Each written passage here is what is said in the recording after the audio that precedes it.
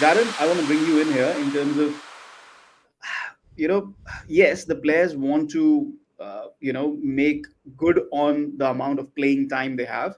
It's a restricted shelf life. Not everybody is going to be an international superstar, or David Warner, or an Andre Russell who's plying his wares in the top leagues, etc. So anywhere and everywhere they would want to go and get that fast buck.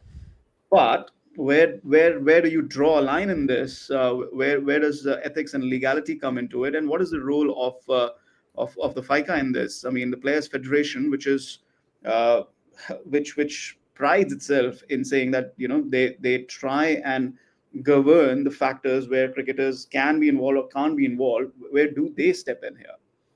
Well, they can't stop any players from taking any of those kinds of deals, right? So they're a union. They advise, and that's where they finish. Also, as important an organization as it is in cricket, it doesn't have 100% membership, right? Not all cricket nations are actually involved, and the most important one is not involved in India, which is part of the reason why it's that Indian players are still massively underpaid.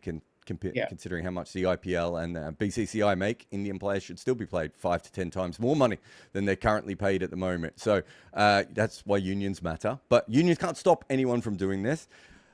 I mean, the sort of thing that Smith is talking about has been going on in American cricket for a long time. The difference now is that there's a bit more money involved. But in the old days, the West Indian cricketers would go over on whatever visas they had available to them, and they'd make $20,000 for a weekend to play that.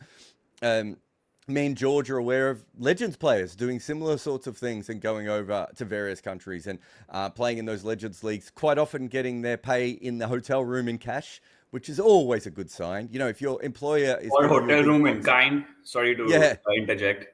yeah. So if someone's giving you, a paper envelope with $10,000 in it, it's always a good sign that the business is very well run and is above board.